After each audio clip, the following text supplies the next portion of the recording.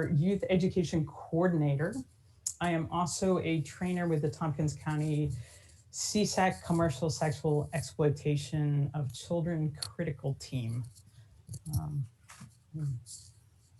Hey folks, I'm Andrea Champlin. I'm the lead youth services advocate at the Advocacy Center of Tompkins County. I have been with the Advocacy Center 4 or 5 years. I volunteered for a while before I started working. So I am on the CSAC critical team as well. I am also part of Tompkins County's multidisciplinary team that investigates sexual assault and child abuse. And then I am also kind of our site point person for working with youth that have been exploited. So before we get going, I'm just going to go over some Zoom basics. So we encourage you to use the chat function to connect with people, ask questions. We are going to save questions until the end. There'll be about 15 minutes at the end, so make sure that you get them in there. Christy will keep an eye on it, and she will make sure that we get those questions. If you have any tech issues, again, please message Christy. She's our chat monitor, and you can message her directly, and she'll do her best to help you out. We're going to record this session, like Christy mentioned. It will include the chat, so please don't share confidential or sensitive info in these spaces. We are not going to share presentation slides, but we will be sharing the recordings, like I mentioned. So we're also going to be discussing, if you haven't noticed yet, sexual exploitation of youth during the next few days. This is challenging in itself, and it can be heightened right now, considering the additional stressors of the pandemic, racial and social justice work, and upcoming elections that are also impacting many of us.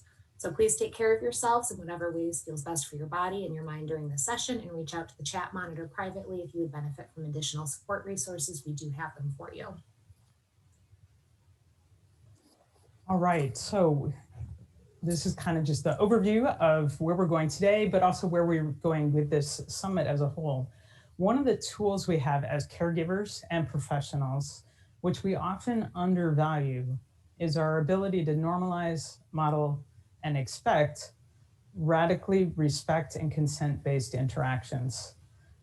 Because in doing this, we can create environments which help buffer youth from exploitation. Over the course of this 2-day summit, our sessions are moving through the progression you see here. We started with Janice Whitlock presenting on porn and the sexualization of online culture. Christy in the previous session delved into explaining grooming tactics.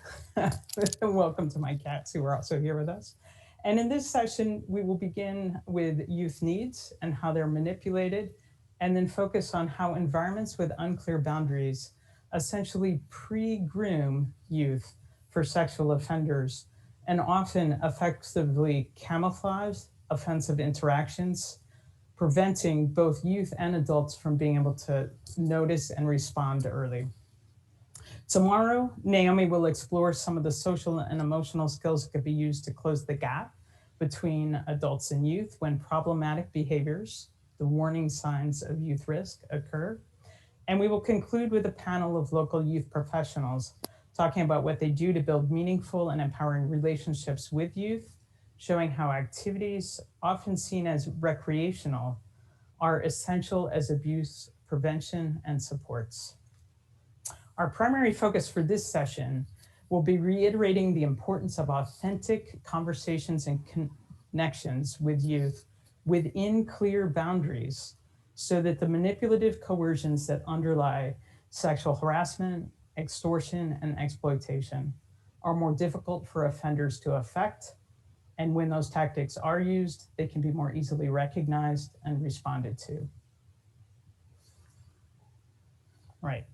I doubt that I need to convince you of the importance of digital and online interactions, especially if you've been with us all day.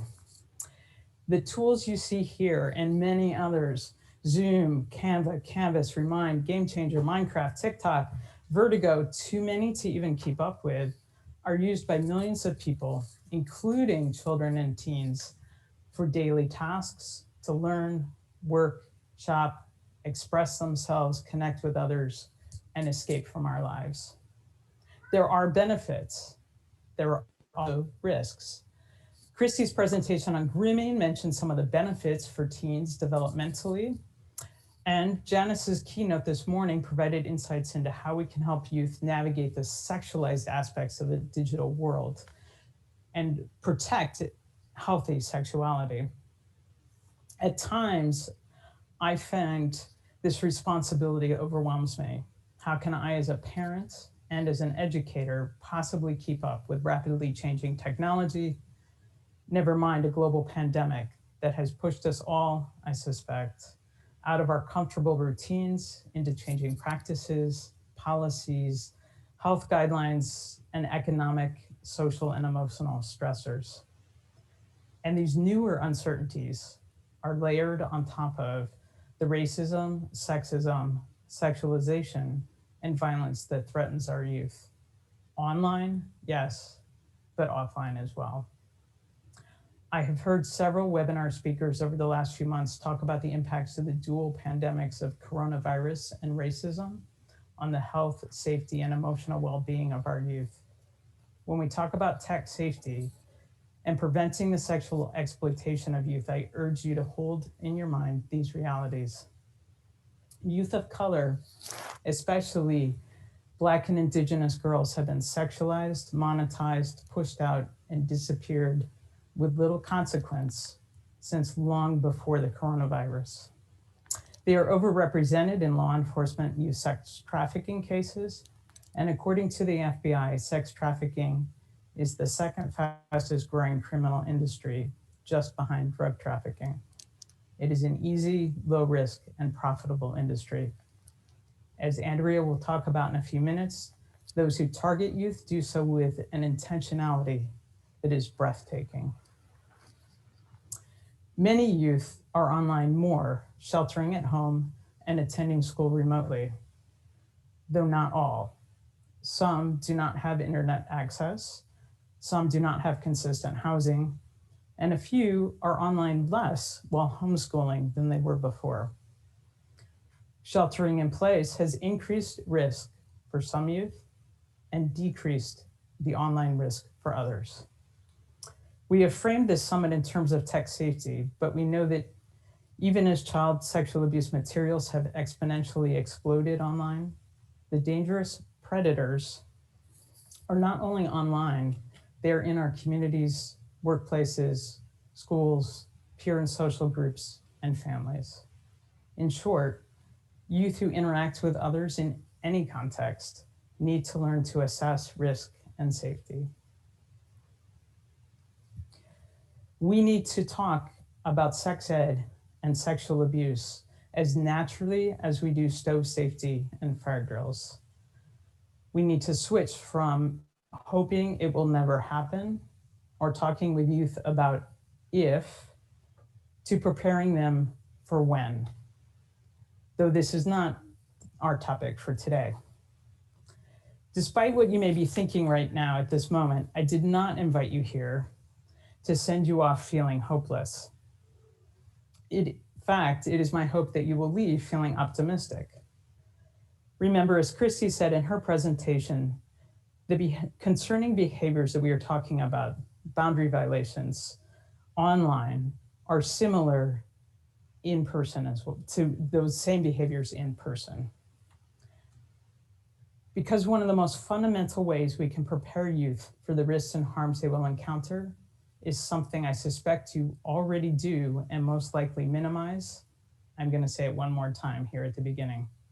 When we engage with youth in creative, authentic ways, as so many of you are doing right now, and maintain clear boundaries at the same time, we are creating the vaccine and antidote, if you will, to youth exploitation, increasing youth security, and showing them through our actions that they matter, that they are valued, and that they deserve the safety that is at the heart of respect and consent-based interactions.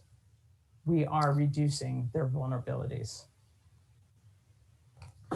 So I'm not going to spend a ton of time on this. I know Christy did a really thorough job with you all in the last session regarding some definitions. So commercial sexual exploitation of children is any exchange where a minor is exchanging sexual behaviors or sexual content for anything of value. And also an important thing to note with this is that the exchange does not actually have to occur. So if the youth or teen believes that they will be receiving goods or anything like that, that would also constitute CSEC.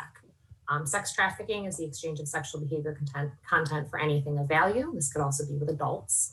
Sextortion is threatening to share or release sexual content as a means of obtaining power and control. So this is a form of coercion or threatening. Self-generated child sex abuse materials are content that youth generate themselves that is a sexual nature. Sometimes this is coerced and sometimes it is not. Online predators. So just like in real life, right, like IRL, not in the virtual world, offenders can be strangers, but they're more likely to be someone that the youth already knows and trusts. Another thing that I frequently see are kids connecting with other teens and youth through friends of friends of friends, right? And assuming that there's a level of safety there that, you know, one of their friends is friends with someone else. So the boundary violations and manipulations can often start way before that abusive person is identified as being an abusive person. So when we're talking about consent and respect-based culture, a lot of what Lynn is going to go into, we're talking about prioritizing consent in all areas of life, not just sex, right? We want to teach youth about consent and respecting boundaries and having their own boundaries in all the areas, not just sexual, because that's going to give them the skills and the tools when a sexual situation does come up to be able to set and enforce those boundaries comfortably. It won't be a new thing for them. A healing-centered engagement. So this, I know a lot of folks are familiar with the trauma-informed concept, right? So healing-centered engagement goes a little bit further. It's a more holistic approach. It focuses on the individual as agents in the creation of their own well-being, not solely as victims of a traumatic event that happened to them. So the focus is really on their individual strength and resiliency, not the traumatic acts that happened to them. Okay. So we're first going to go into teen needs and identity. A lot of times when we're talking about youth and CSEC, we talk about vulnerabilities. But what, you know, when we hear the word vulnerabilities, a lot of us might think about, you know, that it's a weakness or something that needs to be fixed. I really want to reframe that. Vulnerabilities are inherent for teens because of where they are in development. There's nothing wrong with a teenager or an adult for that matter for being vulnerable. It's our job as adults and support people to support them with these vulnerabilities. When we go through this, I also want you to think and keep in mind intersectionality. So most youth are not just going to be vulnerable in one way or two ways, right? So when I'm going through these, I want you to think about how these overlap and interact with each other. So one of the main ones that I think just about every teenager I've ever met has is seeking community and understanding. You know, teens are really trying to figure out where they fit in, who they are. They're trying on different identities, different friend groups, different interests, all of that. Totally developmentally normal and appropriate. But that does create, they're looking for their sense of belonging. They also might be hesitant to be open with caregivers or some of their peers in their social circle. They can fear judgment, they can fear ridicule, any of those things. The reason why these are vulnerabilities is because youth will be looking for connections outside of those that they already know. And right now, especially, they might be going online to find those connections that make them feel seen and heard and valued. Which exploiters are also aware of, right? So they are able to provide understanding, or the facade of understanding as a way of building trust, part of that grooming process that Christy spoke about earlier. Traffickers also might use youth for recruitment. So it might not be an adult that is having those first interactions with kids. It could be other youth. And again, that's playing into that sense that youth want a group, they want that sense of belonging. And also make the survivor feel seen and heard, saying, you know, they've been through the same thing that the survivor has. And traffickers are experts at manipulating this, right? They can take one look and it's like they've got that person tagged and know what they need to say to get the person to believe them.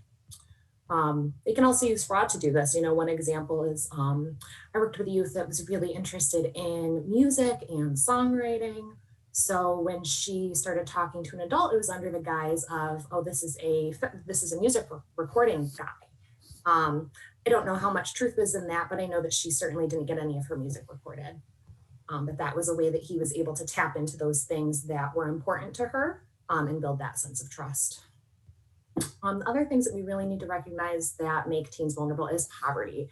Whenever we're talking about CSAC, we cannot ignore or avoid the role that capitalism plays on that. So it's important to understand that and learn more about it. We don't have time to do all of that in this training, unfortunately. But it's really developmentally normal for kids to want like the new trendy items, right? And this can seem kind of shallow and materialistic, but fitting in and being liked by peers is like survival for teenagers, right? So having those new trendy items that everyone else does can give them that sense of belonging.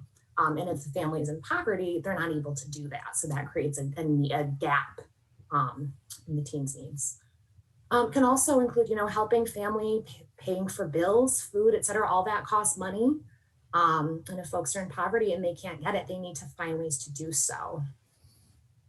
I also know of instances where family members have trafficked youth in their own families in order to pay bills, pay rent, things like that. There's also, especially right now with the coronavirus going on and all the needs people are having, I'm seeing a lot of exploiters offering to help, right? Like, oh yeah, I'll bring you money to help cover rent, no big deal, no questions asked.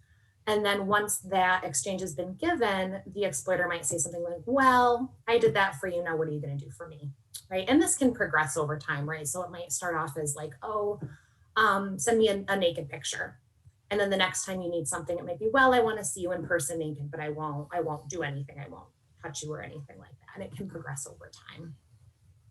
Teens also, Dr. Whitlock talked about this a lot in the first session. Teens have very normal and healthy questions about sex, sexuality, dating, relationships, all of it. It's all new to them. And they're definitely interested in it, right? They don't have all the info that they need or want, or they might have bad information from things like porn.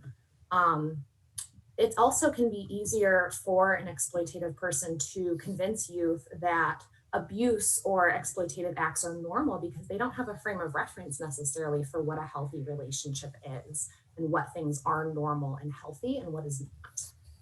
And again, porn has certainly reinforced this.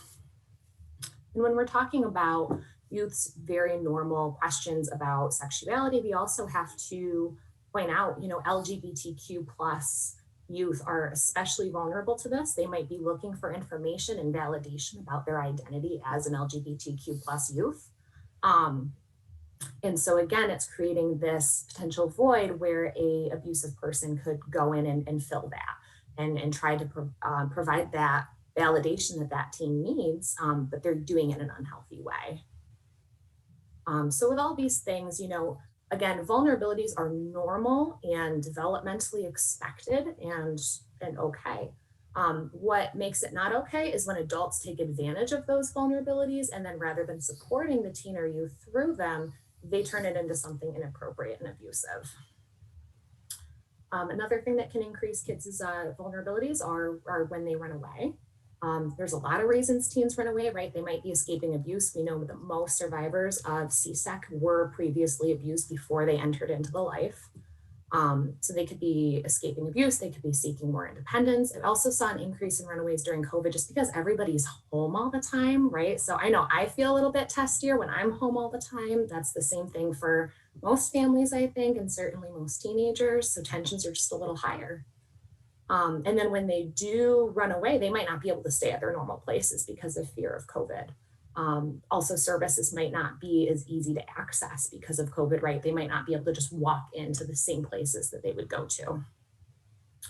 As Lynn had mentioned earlier, we also have to take note of how racism has impacted this, right? The gentrification and over-policing in communities of color, racism and poverty, all of this creates additional vulnerabilities for our Black, Indigenous people of color.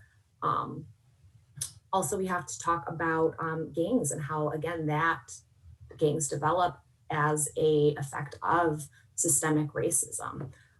For a lot of folks, gangs mean safety and they mean family. Despite, any kind of criminal activity or risk that youth might be taking by engaging with that gang, at the end of the day, they're getting something out of it, right? That feeling of safety and family and community. BIPOC youth might also have a very warranted distrust of systems and white helpers.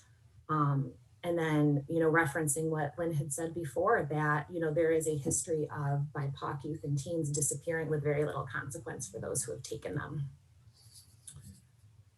When we're talking about this, we also have to mention how the addition of like immigration status can also make an even greater vulnerability for folks that are trying to keep a low profile as it is, because they're undocumented and scared of what that could mean for them and their families.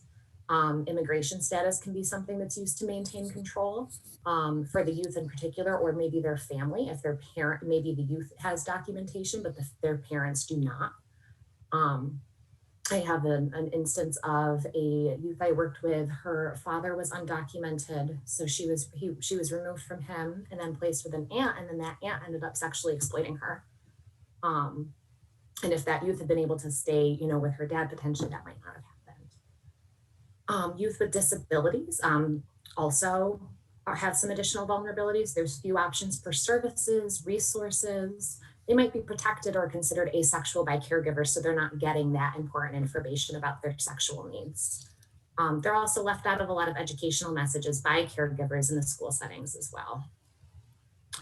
So one example that I like to bring up that kind of hits on a few of these vulnerabilities is an example of a youth that I worked with when she first interacted with a pimp. So the youth that I was working with had snuck out with her older cousin to a party. It was at a hotel. There was a lot of drugs at the hotel. There were many other trafficked youth. Her cousin was already being trafficked and had brought her younger cousin along. So my client got freaked out at this party. It was like so much going on. It was like really intense. She had no idea what she had like walked into. So she left, but she didn't want to try to sneak back into her house without her cousin. So she just sat on the parking lot, like by the hotel. It was just kind of sitting there waiting for her cousin. She was kind of cold. It was, she was hungry. It was late at night. And then a pimp rolled up in a very flashy car, and a bunch of, really well-dressed folks, got out and went into the hotel. But that pimp noticed my client sitting there, and he came and started talking to her, just, why are you sitting out here? Why isn't anyone here taking care of you? You must be cold. You must be hungry. And she said, well, yeah, I guess I kind of am. And he took her to McDonald's and let her order anything she wanted off the menu. And that was really all it took to start years of sexual exploitation from this pimp and her.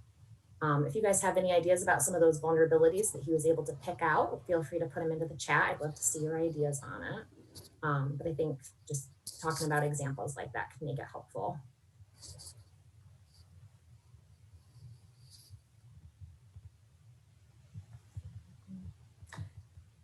And just let me know if you're ready to move forward on slides too. Yeah, I think we can move forward. Okay. So teens are vulnerable, right? That's the too long didn't read version of all that. So how do we help teens with all these vulnerabilities? So we want to reduce the inroads that abusive people have to want to manipulate youth. So some of the needs, basic needs, identity, belonging, independence, needs for challenge and risk in appropriate ways, right? Sexual, physical, social, emotional. Not everyone can fulfill all of those needs for a teenager. One person can't. Lynn will go much more in detail with that. But if we can build safety nets to help youth get those needs met in appropriate ways, we are providing fewer kind of voids where the trafficker or the abusive person can kind of go in and fill that in for them. So I'm not a parent, and I know even trying to think about meeting all those needs is really overwhelming for my teen clients. So I'm gonna turn it over to Lynn a little bit to talk more about how we can meet these teens' needs effectively and also take care of ourselves. All right, so yes, as a parent, as well as a youth professional, I wanna say really clearly that when I talk about meeting teen needs, I do not mean I as an individual met my son's every want or need. In fact, in order for me and other adults to guide him into healthy adulthood, I had to step back and let him practice crossing the street on his own, asking teachers for help with his homework, working through conflicts with peers, earning his own money, and responding to sexual and racist violence when it happened around him. I was there initially, holding his hand, teaching him how to look both ways before crossing the street, then standing with him, reminding him how quickly cars travel and making sure drivers saw him, ready to grab him if I needed to. And then came times when I wasn't there, when I hoped he was paying attention or that other people were. I made sure he knew if he or someone else was in a car accident, I would come to make sure they were safe and got the care they needed before being angry or asking how could they have been so stupid. And that afterwards, I would be there to help as he recovered from the trauma of an accident and regained his confidence around cars. I want to take a moment here to shift from street safety to sexting. And to quote Samir Hinduja, a researcher whose recent article in the Journal of Adolescent Health argues that we need, and I'm quoting here, to take a more thoughtful and comprehensive approach to sexting by supplementing abstinence messages with information to reduce harm when minors do sext. This isn't about encouraging kids to sext. It is about minimizing the worst of the potential problems that could result. Deterrence-based messaging, telling them not to do it, has failed to curtail the sexting problem, and frankly, something more needs to be done. Hinduja and his colleagues build upon a wealth of studies which show that sexting can contribute to the objectification and sexualization of the youth involved, can result in further exploitation, sex via sextortion, revenge porn, predators, cyberbullying, blackmail, threats, humiliation, and a destroyed reputation. And according to the research, these outcomes can also contribute to numerous negative emotional, psychological, behavioral, and physiological consequences, some of which, as Dr. Whitlock said this morning, can last for years. Their article and research, in their research, they argue that we need to move from the exclusive goal of risk reduction to the inclusive approach of harm reduction. Risk reduction focuses on the dangers that youth might face and attempts to eliminate them if at all possible. And while I'm in favor of risk reduction, it's a useful tool, it can become not just a tool or an approach, but a worldview that tends toward the notion that we need to save kids and teens from themselves and from a host of potential evils that surround them. Harm reduction, on the other hand, begins with the assumption that some youth are going to engage in certain risky behaviors for a whole number of reasons. And with that in mind, we should try to educate them about the reality of consequences, while also shaping policies and practices, the ways we as adults respond to help reduce the negative impacts that may occur. I did not expect my son to avoid streets forever, even though I knew of children who had been killed by passing cars. Without realizing it, I parented him with a mix of both approaches, starting with a risk reduction approach, keeping him away from streets. That shifted as he grew older and became increasingly my giving him harm reduction messages. I believe this is our best approach when working to prevent youth sexual abuse, using both. Healthy boundaries, stop signs, crosswalks, guardrails, and warning signs are a protective strategy. They are part of our external, social, and internal personal warning systems. Unclear or absent boundaries disorient us and interfere with our ability to recognize when situations move from acceptable risk to danger. For example, even with the posted warning sign, if there seemed to be a well-used path down this cliffside to the beach below, I might be tempted to risk trying an uncertain and unstable footpath rather than walking around. When adults act in ways that routinely disrespect or ignore boundaries, we walk past the warning sign and leave a footpath or encourage youth to do so. This makes it more difficult for youth to know what is expected, appropriate, legal, or safe. It's okay with me, but don't tell anyone I said so. Everyone lies about their age to use these apps. Exceptions and special favors are tactics used by sex offenders because they simultaneously reward youth while making them complicit. Some boundaries are societal ones, like speed limits and sex offense laws.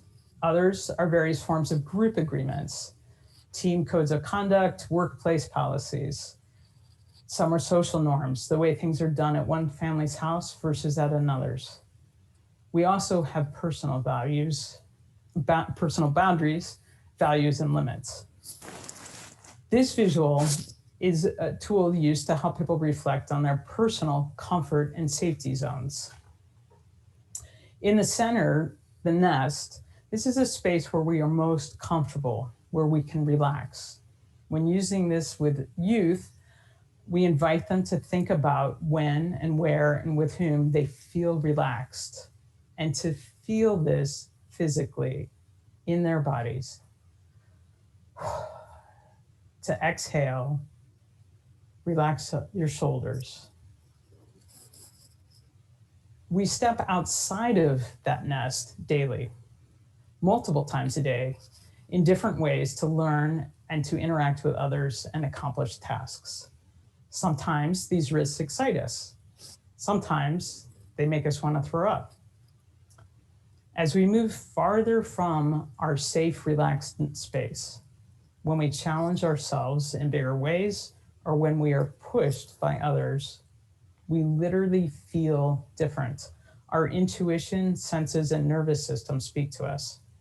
Our bodies provide us with the warning signs we need to help us know when we are at our outer limits, where we are being reckless or threatened.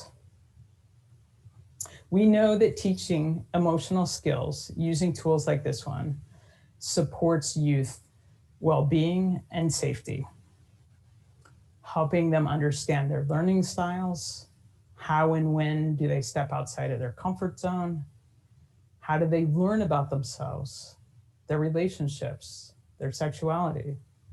Are they risk avoiders or reckless? What kind of safety gear do they personally want? And for what kind of situations? It is also important for us to check in with ourselves, speaking to us as adults now, to trust our intuition, senses, and nervous systems when it comes to our well-being, and also that of the youth that we know and work with. I have heard it said that preventing youth sexual abuse requires us to place the safety of children and teens above our own comfort. We must be willing to look more closely, to be open to learning uncomfortable truths, and to taking uncomfortable steps in order to protect youth. Do we listen when our gut tells us something does not feel right? So, how do adult boundaries help prevent youth exploitation? A culture of clear boundaries does several things, important things. First, it teaches children and teens that setting and respecting boundaries is part of relationships and personal well-being, and that being mindful of these boundaries is part of our responsibility, the same way that being aware of the difference between the baseball field and the sidewalk and the street is. Second, clarity about boundaries and rules makes boundary pushing and boundary crossing behaviors more noticeable. 3, clear boundaries and rules provide a way for us to name offenses, oops and ouches, as well as more grievous ones.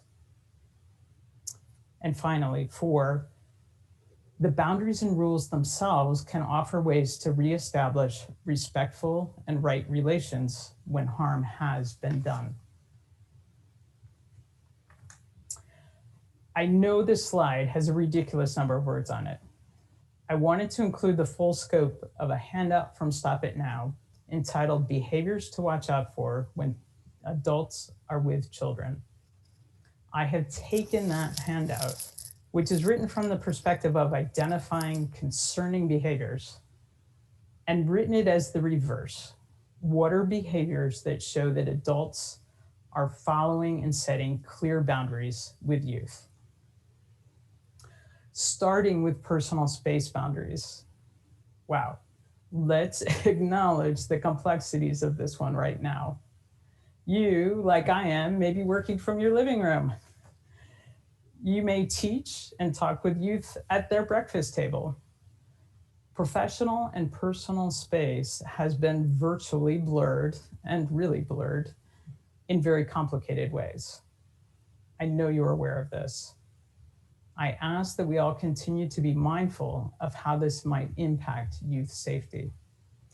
Not just the pressure you are under to try to keep eyes on youth to see that they're safe, but also remembering that youth deserve some of their own privacy boundaries, to be able to choose who they invite into their homes or their bedrooms and their lives. I encourage school districts and youth organizations to be as clear as possible about what you need for class attendance or youth participation. Do videos need to be on? Are classes being recorded or shared? Are students in breakout rooms with or without adult supervision? Are students able to access Google Meets outside of school times?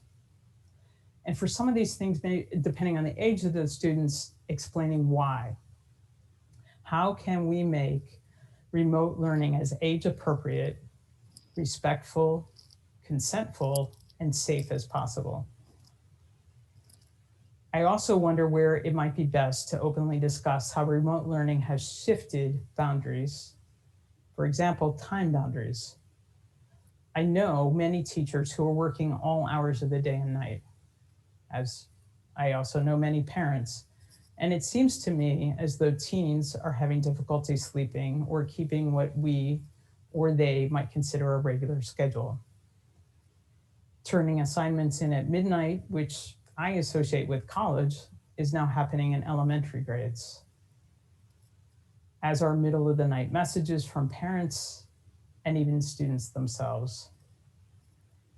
Your time deserves boundaries for your health and for your students.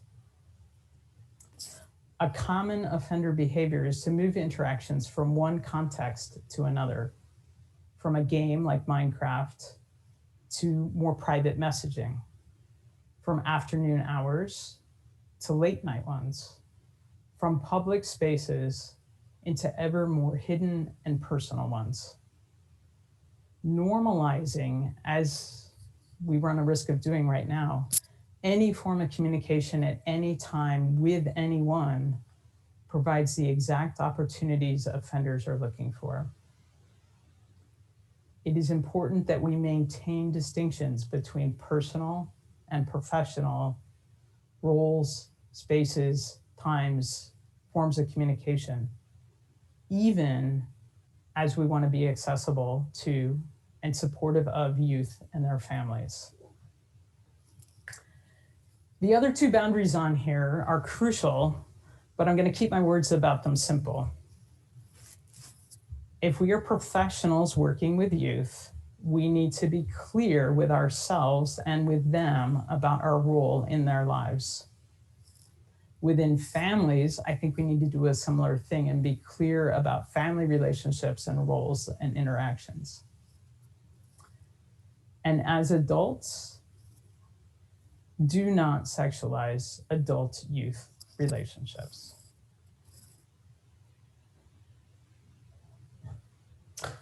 This is a slide that Christy also had in her presentation, and I want to quickly it because sometimes it's a helpful way of saying, all right, to really hone in on what are the behaviors that we need to be paying attention to that are common around different kinds of boundary pushing or consent violating interactions, right? So boundary pushing, encouraging rule breaking, isolating the students that are being targeted or creating dependency, um, the assumption of entitlement, of being owed, of having the right to another person, to another person's body, to the things that are wanted of them, being quick to anger, and sexualizing spaces that should be non-sexual spaces or conversations.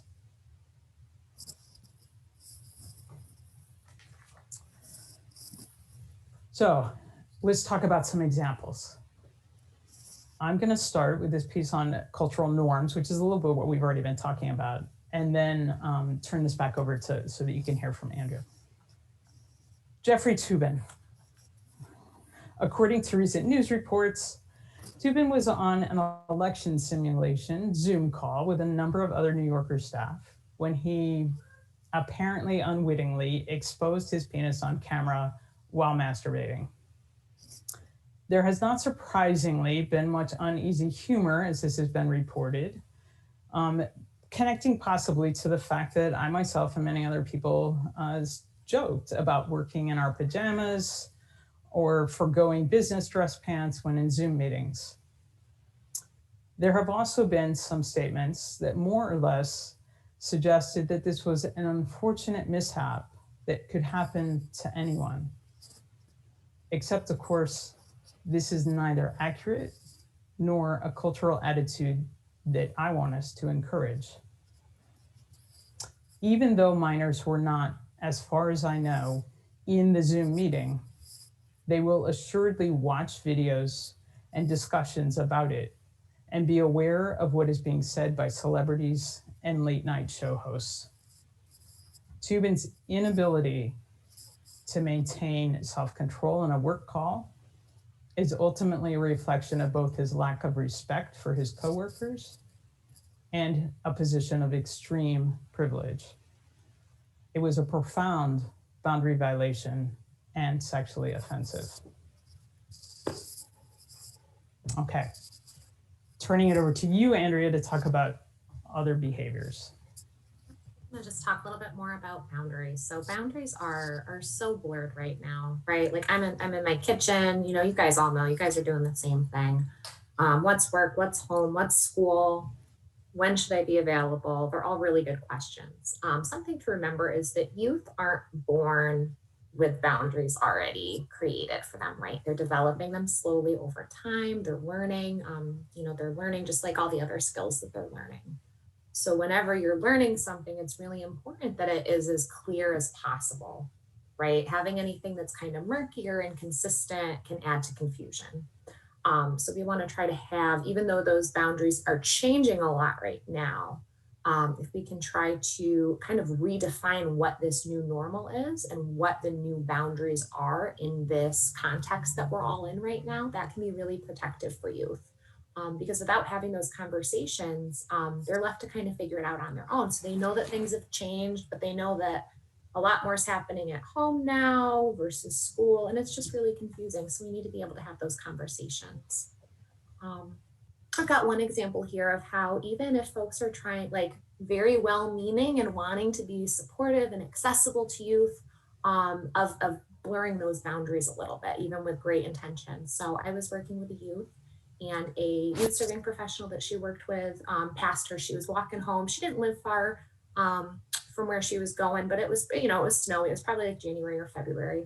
So the youth serving professional pulled over and said, hey, do you want to ride home? Like, you've got bags and it's gross out, like hop on in.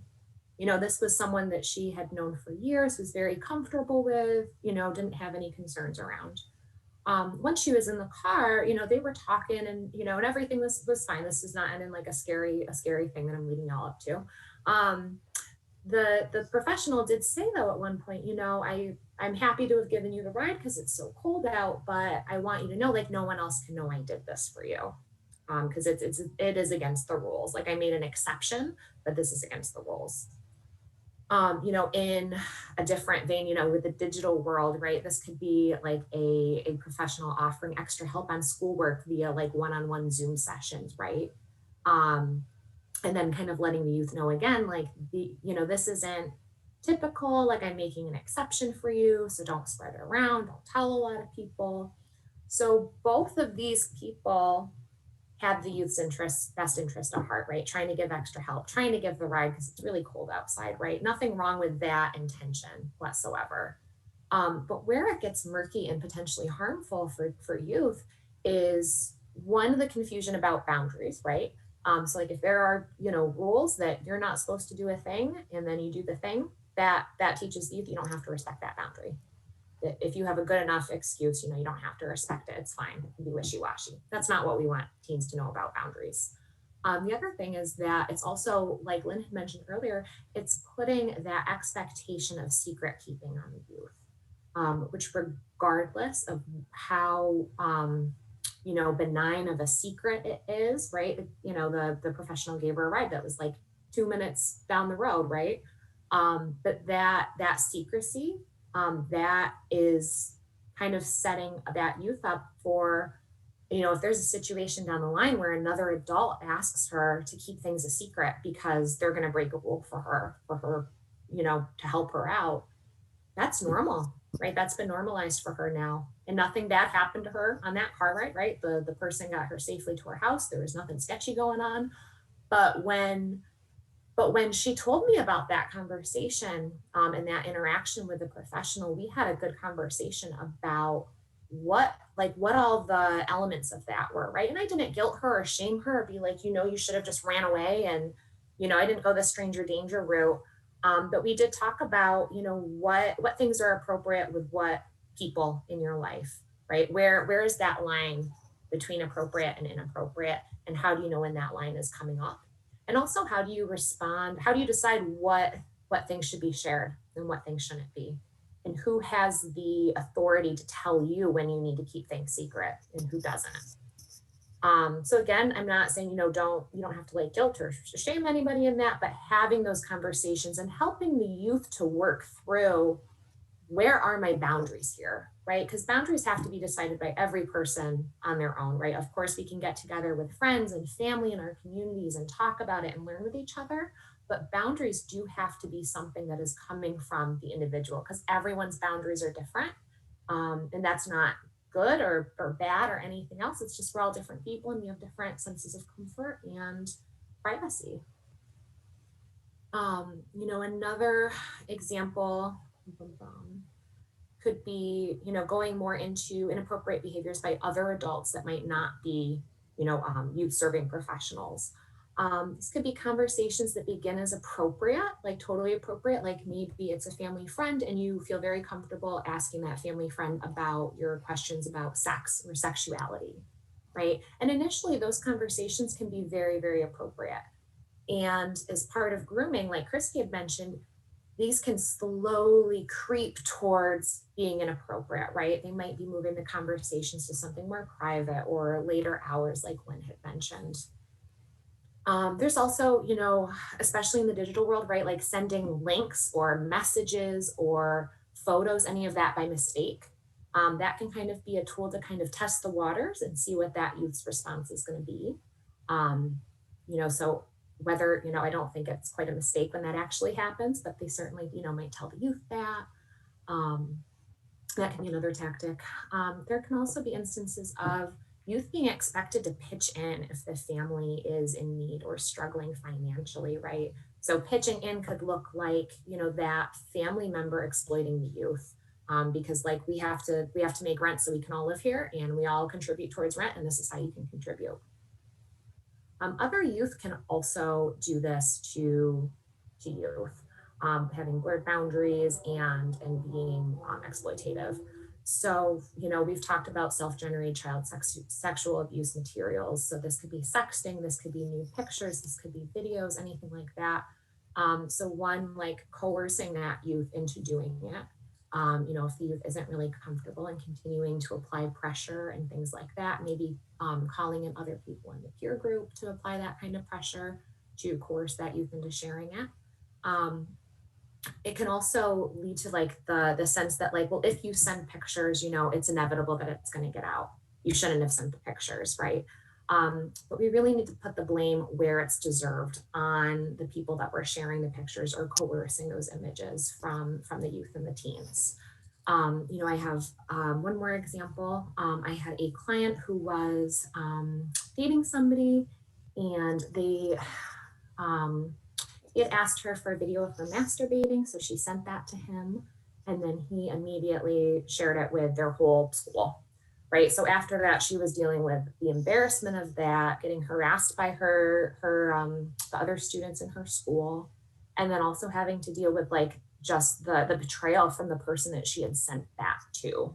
Right after he had been asking and coercing her to send that, that was the first thing that he did, was send it all over. So when we're talking about these situations, like we really do need to take the sharing of images and videos, we need to take that as seriously as it is, which is child sexual abuse. All right, I think I'm gonna win. Okay, should we go on to the Thorn video? Yeah, we're gonna do a Excellent. video for Thorn Okay. now. They've got great resources. I encourage you to check out their website in addition to this video.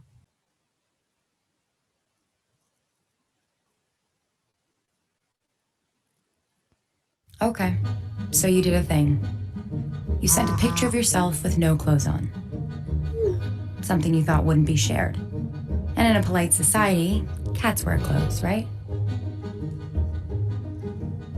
Anyway, seemed like a good idea at the time, but now things have gone wrong, terribly wrong. Maybe you shared the picture with someone you loved and trusted, but after a while, things weren't so friendly.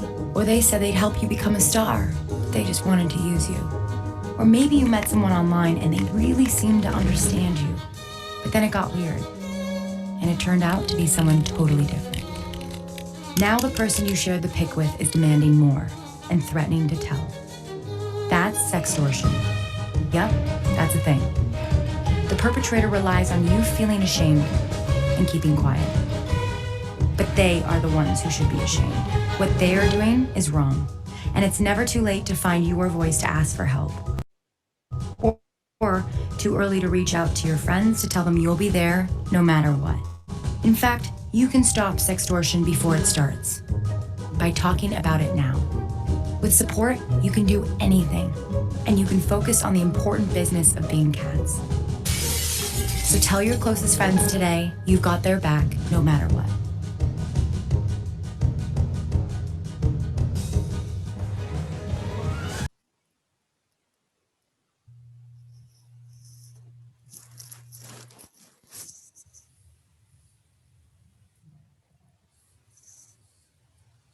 All right, so the next thing that we're going to talk about is kind of after the when. So when an image is shared, when some kind of abuse occurs, what do we do then? So we want to be really clear, like I said about earlier, that, where are we putting the blame? Where are we putting the responsibility? What are we looking to stop?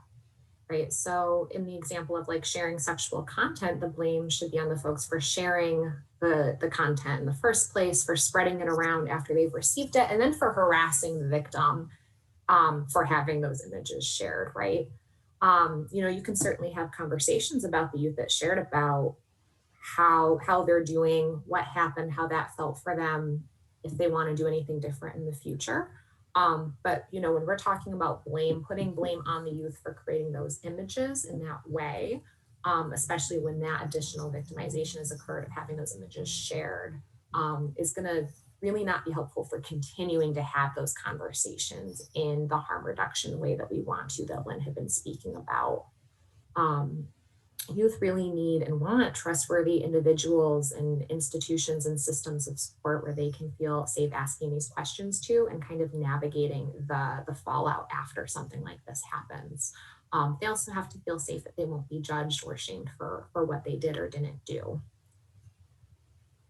So, again, like we want to really be responding without blaming. We want to have accountability on the right places for boundary violations or for sexual offenses. This isn't going to be our total focus today, but intervention in these instances certainly helps prevent other abuses in the future. it also has to be okay for us to hold teens accountable for their actions, but in an appropriate way that doesn't make them shut down or shame them, right? Because we all have, we all make actions and then there's consequences or results that come from them. Results is a little bit of a friendlier word than consequences, right? If I didn't show up for this training today, right, my boss would have asked me like where the heck I was, right? So again, like with teaching youth and supporting them through this, we also do have to hold them accountable. But it's how we do that that will really make a difference in how that youth understands what happened and the results of it. So an example of this could be, if you have a youth that ran away from home and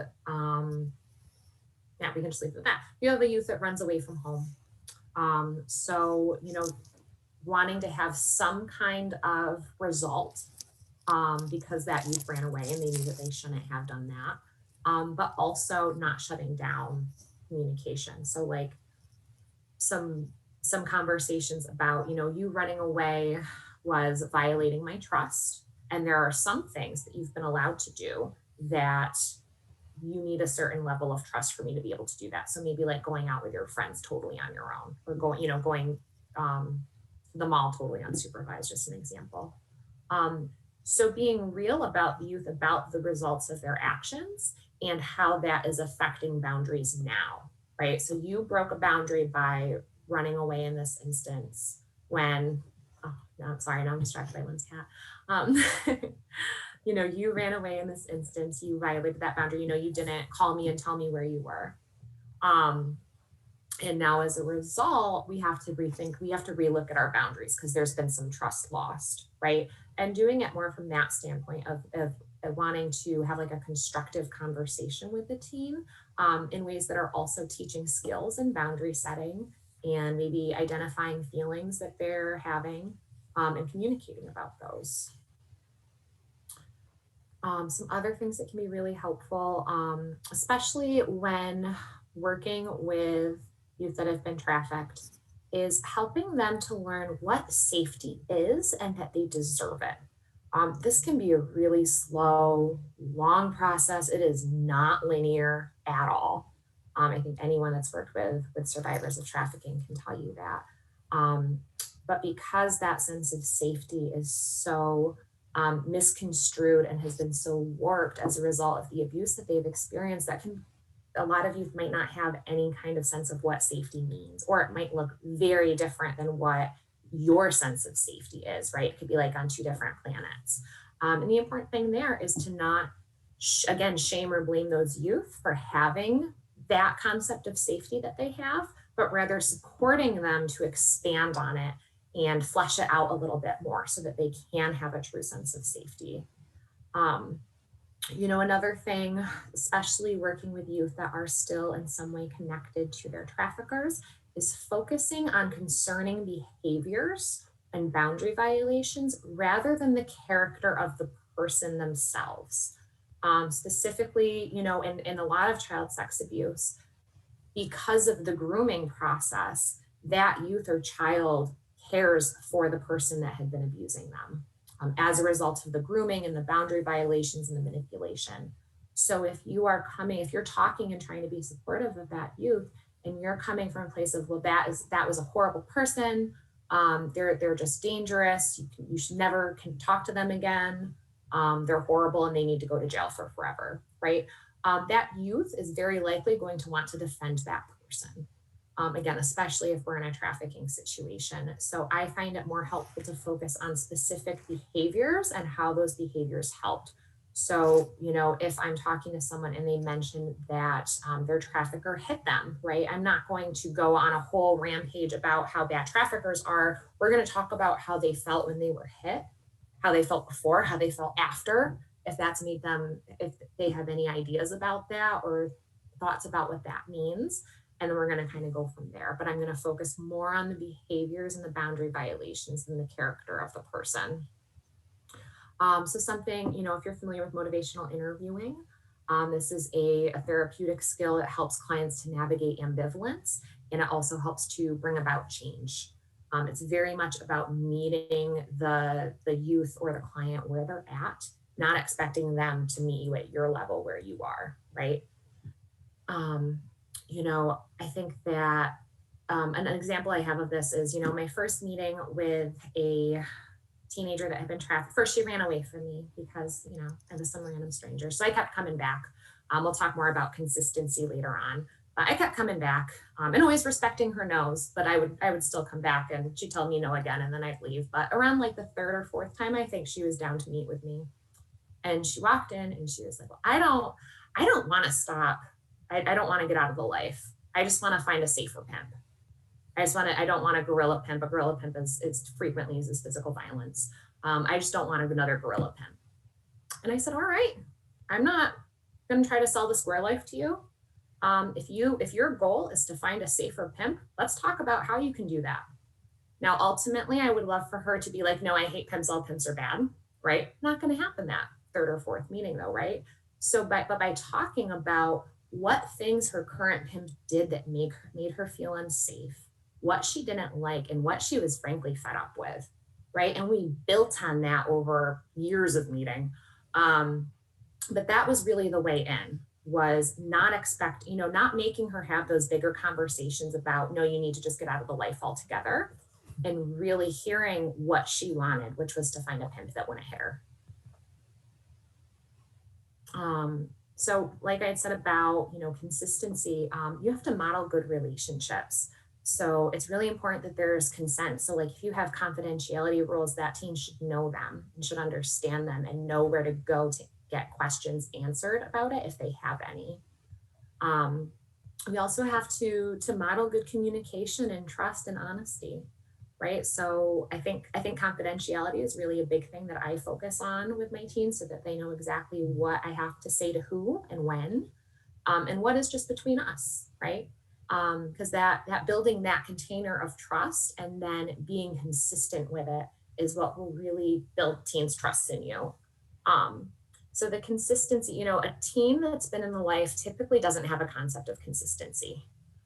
They are kept on their toes all the time. This is a manipulation tactic, right? Because if you're feeling comfortable and like you've got a sense of what's going on in routine, it's going to be a little harder to potentially control you. Whereas if you keep someone on their toes and guessing all the time and never feeling quite safe, it's a lot easier to continue to manipulate that person. So you're not owed a teenager's trust because you're a service provider or because you're an adult or anything like that. It's not going to happen. You have to earn it. Just like we expect adults to earn our trust, right? I don't hand my trust out to anybody under the sun. I don't expect a teenager to do that either. And I'm glad when they don't. Because again, like we want them to have these boundaries. We want them to be thinking critically about the people in their lives. And a way to do this is, modeling the good communication, but also modeling good relationships, right? It can be a great opportunity to talk about power imbalances, right? I talk about that with my youth all the time. We talk about how there is an inherent power differential because I'm the service provider and I'm an adult and they are a youth and they are my client. And we talk about that. So one, that helps them understand my role. It helps them understand their role. It lets them know what they can expect from me and what I'm hoping to expect from them. And it helps to flesh all that out and really shine a light on it so that you can communicate about it. And then once you have those expectations and you are consistent with meeting them and keeping in line with them, that kind of lets youth relax a little bit, right? Because they know what to expect. They know Andrea is going to come at this time every week and we're going to talk. And if I say, no, I'm done, she's going to say, all right, I'll see you next week. No problem. Right. And I know that I can tell Andrea things and, if it's like this, she'll have to say something. But if it's something like this, then I know that'll just be between us. Right. And that's also giving them, the ability to think critically about their relationships. Right. So, an example could be like if they know that they can say no to me and then I'll respect that. They might notice other areas of their lives where they don't have that. Right? But it was normalized before. It's also really creating the opportunity for teens to be able to talk to adults about harm. Once a youth can get safe feeling safe enough, they are more likely to be able to share anything that happened to them and any harm that was done to them so that they can kind of start that healing process a little bit. But when they're still feeling unsafe, it's pretty hard to move on to those areas, right? Until you establish that baseline of safety. Um, Another part of recovery is, incorporating all the things about who a teen is and what they're about, what they like to do. So this isn't just for therapists or anything like that. This is for recreational, like um, groups and clubs, any kind of like leadership activities, or anything like that that the youth can do, where they will be feeling that they belong and that they have value beyond what they were told their value is, right? Especially as someone that had been trafficked. But all of those areas are just going to bolster that youth support and their skills. So next, really quick, we're going to talk a little bit just about how trauma impacts boundaries. You want to skip ahead, Lynn? Is that still in there? Yeah, let's see. Yes. Or did we take it out? There we go. No, it's still in there. All right. Yeah. So when trauma happens, it can really cause an impact on boundaries, right? So sometimes survivors will have boundaries that are really, really open. And sometimes they'll have them that are way, way too closed, right? So no one can get in there. They're not trusting or open to any new experiences or new supports, anything like that. And when someone has experienced trauma, that is still real in their brain. Like that is there's a physical change that occurs in your brain. So even though that youth might be in a safe place, right? So you have a youth that was trafficked and now they're in placement. So they're safe in placement, but they're still not acting that way. Well, that's because to their brain, their bodies, like they might physically be safe, but their brains don't know that yet, right? They're still conditioned to all the fear and the lack of safety that they had before. So just remembering that it's a long process, it's not linear, and that you do have to be patient and trying to be as consistent as possible throughout.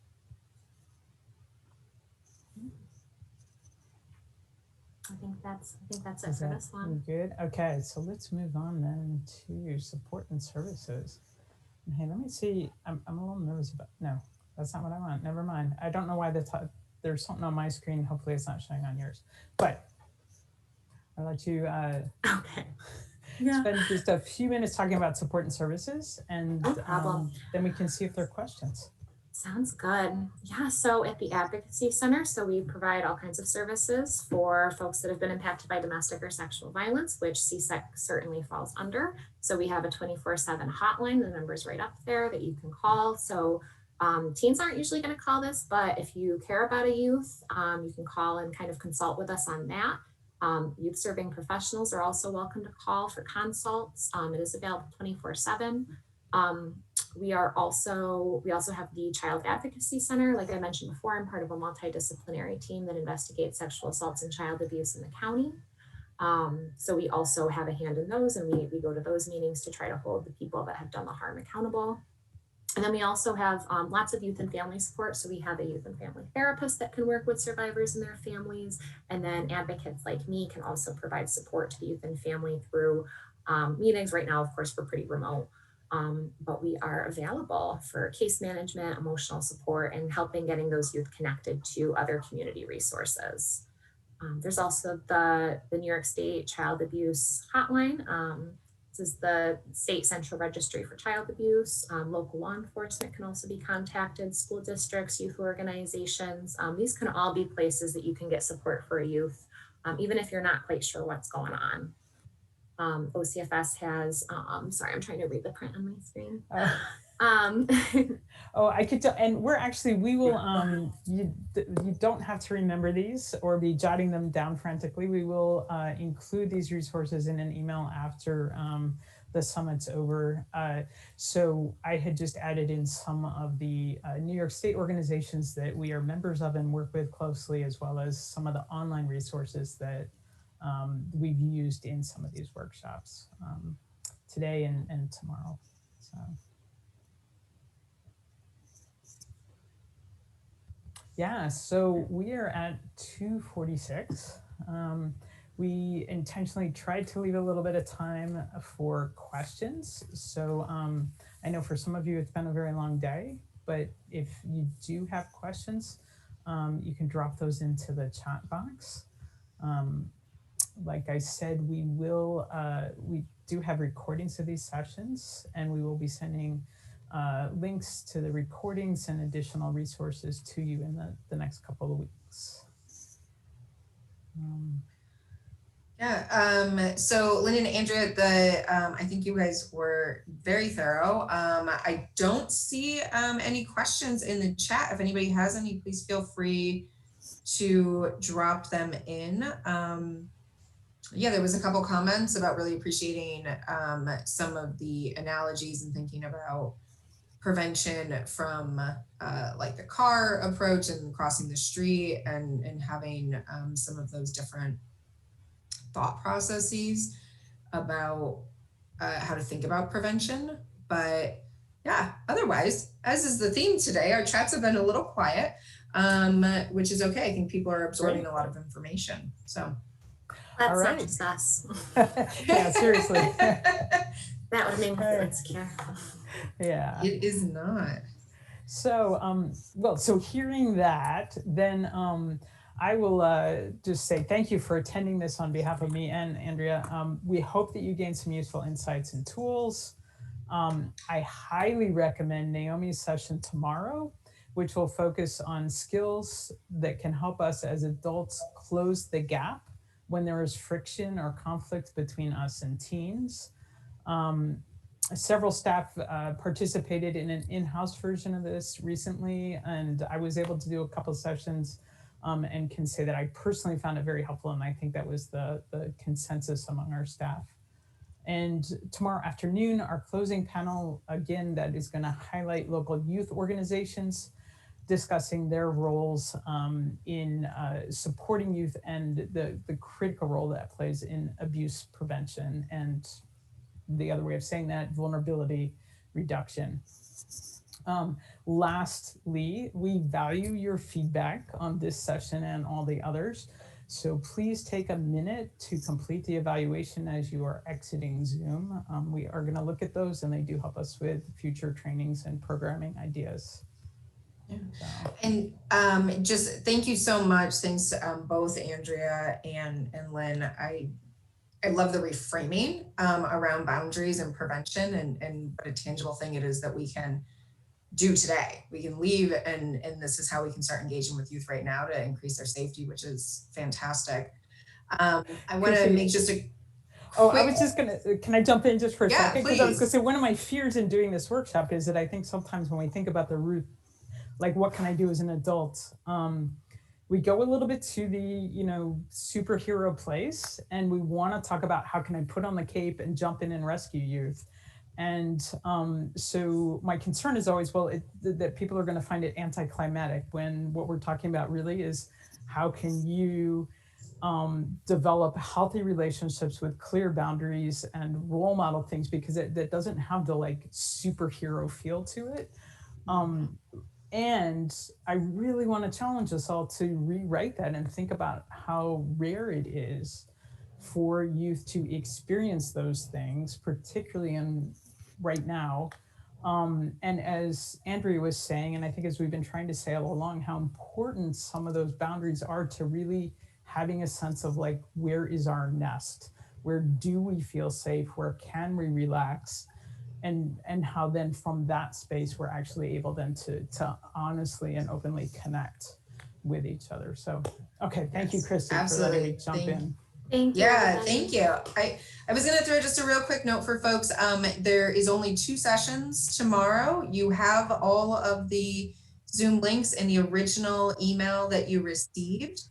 So the first session will be closing the gap, like Lynn was talking about, with Naomi at 11:30. So there isn't a 9:30 session tomorrow morning, but the other 2 times are the same. Yes. So drink your coffee and so peace. we hope you can join us for those. But thank you all so much, and have a good rest of your day. Hopefully you can get off screens a little bit. So